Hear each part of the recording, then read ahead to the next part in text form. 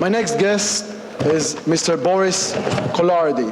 Boris Collardi is the CEO officer of Julius Baer Group, Ltd. and Bank Julius Baer and Company, Ltd. Julius Baer Holding AG was established in 1890, is one of the Switzerland's largest wealth management banks.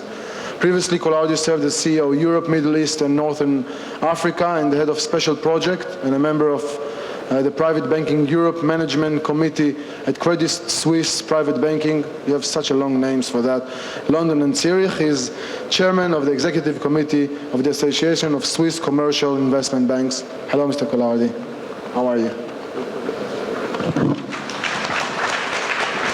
Thanks a lot, very well, and I must say it's a pleasure for me that you invite a banker after such a distinguished panel of guests to speak also and to address the audience today. No, don't be modest. You are a super banker, and as a super banker, you had your hand on the pulse of world economic. Can you tell us, are we getting off the crisis, or it's only the famous W? Is more than the famous W. I think we're slowly but surely getting off. I think I'd like to echo what John said initially. The US, I think, is off the starting block, so we're seeing good positive signal recovery. Europe, and I wouldn't distinguish too much between North and Southern Europe, because in a way they're linked very strongly through a European Communion, is still relatively in shambles. I think it's going to take another few years. We're having a social, economical, political governance crisis. Asia, we're looking at China slowing down, is a soft and slow landing, but I think we're getting signals that people are starting to worry about it. And Japan, I think, is there to stay. We were just in Japan 2 weeks ago, and there is more than positive enthusiasm after 20 years of deep sleep. From your perspective, what do you think the Israeli economy will be facing? What are our strengths? What are our problem spots? I mean, I think some of the previous speakers echoed it. I think you're complaining on a higher level here. You're having growth which is in excess of most mature markets. So I think it's just a translation effect into the economy. I mean, like everywhere in the world, and I think we've seen this now recently in Turkey, there is social tension. There is a lot of uncertainty around here in the region, but I think you have all the instruments and the tools to continue to make Israel a great success. What's happening in Europe? Do you think that the economic crisis maybe is threatening the whole idea of the EU?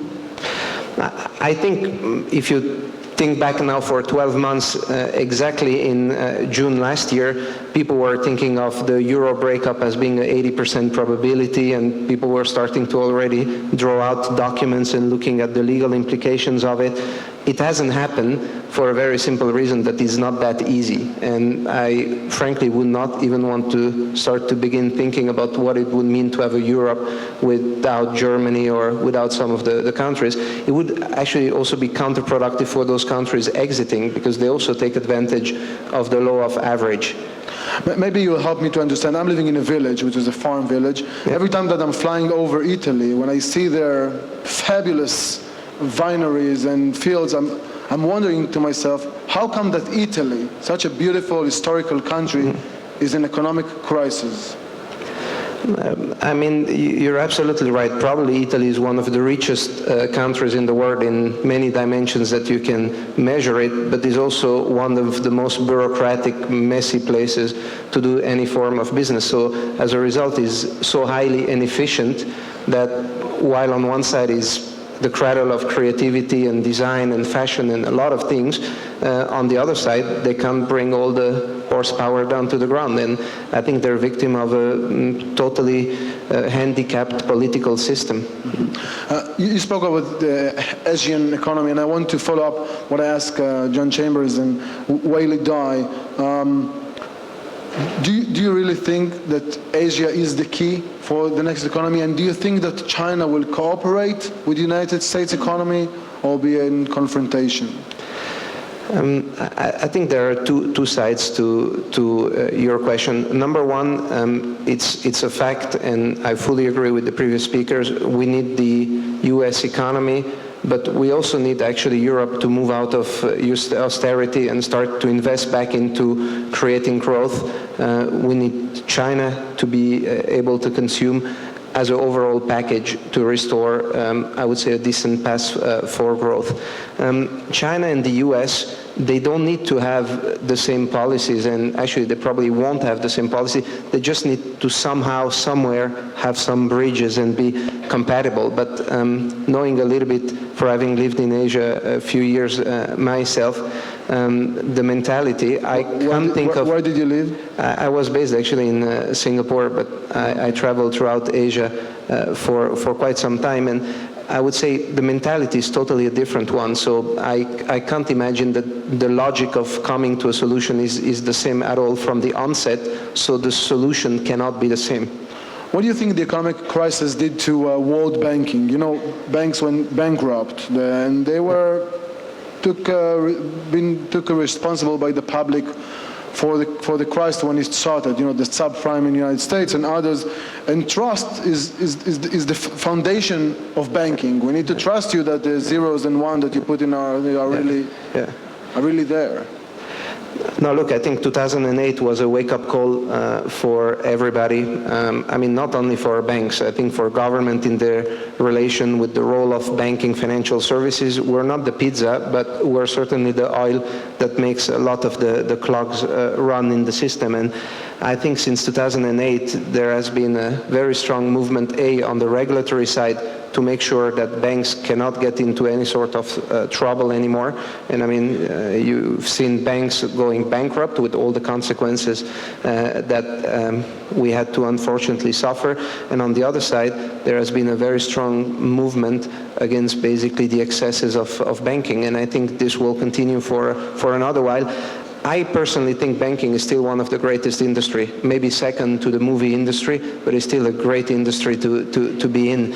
Unfortunately, recently I was looking at some statistics that were asking university graduates, which industry would you like to work for when you come out of university? And out of 10, banking was number 10.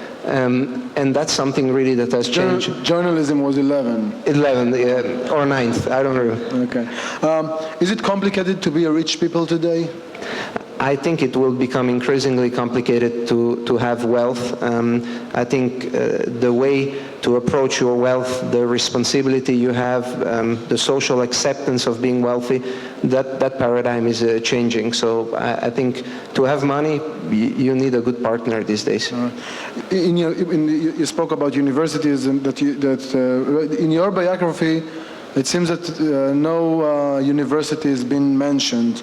How does such a conservative system like banking allow you to be a professional without doing, you know, what everyone needs to do as to study and to have a university degree, academic degree? Sorry. I think this is something which is very peculiar to the Swiss system, and frankly, I think is a great opportunity also for other countries to adopt such a system. In Switzerland, you have different grades that you can take and enter professional life, regardless of your level of intelligence. They still give you a chance to develop it afterwards.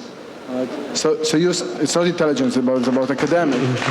Let's make the difference here. But so how did you came to be a banker? Actually, it was a bit of a coincidence. I was looking for a summer internship, and in Switzerland, you either go to a chocolate company, a cheese company, a watch company, or a bank. And they didn't take me in the others, so I ended up in a bank. All right, that's a good one. You know, Shimon Peres, in one of his saying that no one can imitate, but I will try, said, "We will build a bank which is bigger than tanks."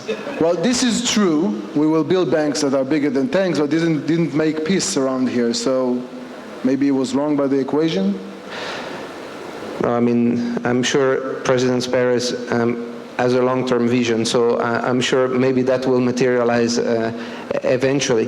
But certainly the role of banking also in society is dramatically evolving. And when you hear about companies looking at corporate social responsibility, I think banks also there have a big step forward to make. Do you share the vision of President Perez about international corporates that will replace government? I think we've seen different models, and actually one or the other as a single responsibility doesn't work. I think it's more of a shared responsibility. We've seen, for example, in Switzerland and in Europe, maybe sometimes corporates took too much importance versus government. Now, personally, I believe governments are taking too much importance versus corporates, especially in Europe. I think it has to be a partnership. Mm-hmm. And do you think, how do we fix this widening gap between very wealthy people and people that doesn't have nothing to eat? How does the banking system can help to do that?